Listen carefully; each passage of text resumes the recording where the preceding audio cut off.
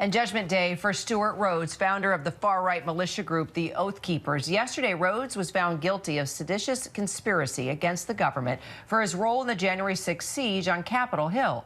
Well, now Rhodes and another associate face up to 20 years in prison. These are the first seditious conspiracy convictions since 1995. Rhodes' defense attorney says he will appeal. So for more, let's bring in attorney and former chief minority counsel to the U.S. Senate Permanent Subcommittee on Investigations, Jeff Robbins. Jeff, Stuart Rhodes now faces decades in prison.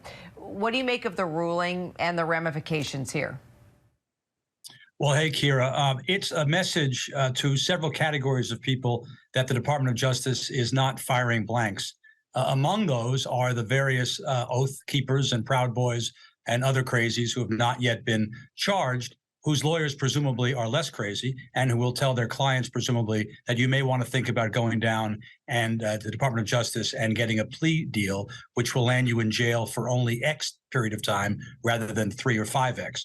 The other category of potential Excedrin headache sufferers today are those around the former president and his band of renown, because the DOJ has shown that there was obstruction and there was seditious conspiracy at one end of Pennsylvania Avenue. And now on the other end of Pennsylvania Avenue, those who may have been involved in that kind of conduct have to worry that they're next.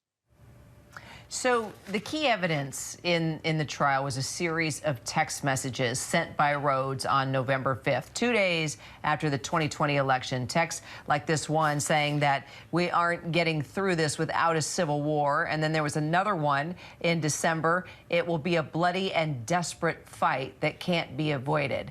So, Jeff, I mean, these texts are, I mean, here's your evidence right here. And let's talk about what this could mean for Rhodes' appeal. Yeah, well, it means that nobody who's thinking about representing him on appeal should handle this on a contingency basis. This is not a high percentage appeal. He is in big trouble, and the odds that he's going to win on appeal are low. And then sort of more broadly, as I indicated before, there are a lot of people who now see that the Department of Justice has persuaded a jury that there was a seditious conspiracy on January 6th. There was obstruction of governmental proceedings on January 6th. People are now going to jail for that. And that means that there are those who have other kinds of culpability for that kind of conduct. Those people are going to have to worry, as I say, that they're next. I'm thinking of former Chief of Staff Mark Meadows. One doesn't know if he's talking to the department. I'm thinking about the ever-indictable Steve Bannon and Roger Stone and others who may have been involved in meetings which led to what happened on January 6th. So the ramifications, seems to me, of this verdict are meaningful. Right. All right. Well, now that Rhodes has been found guilty, let's talk about how this could impact the investigation going forward into one of our favorite subjects, former President Donald Trump. Well, so the Department of Justice, which may have placed seditious conspiracy at the bottom of the potential charges that could be levied against the former president, that may now be elevated. I still happen to think that the Espionage Act and obstruction of justice charges are likelier to be brought. But if you are the Department of Justice and you're the team that's worked on this matter, you now can turn to people who, as I say, may have been involved in meetings and discussions relating to what happened ultimately on January 6th. It's unlikely that what happened on January 6th was sort of spontaneously, immaculately conceived. There seems to have been planning for it.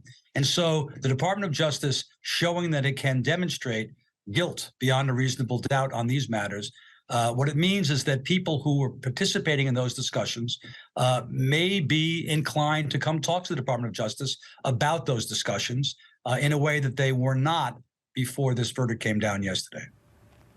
Jeff Robbins, always great to have your perspective. Thanks, Jeff. Thanks, Kira. Hi, everyone. George Stephanopoulos here. Thanks for checking out the ABC News YouTube channel. If you'd like to get more videos, show highlights, and watch live event coverage, click on the right over here to subscribe to our channel. And don't forget to download the ABC News app for breaking news alerts. Thanks for watching.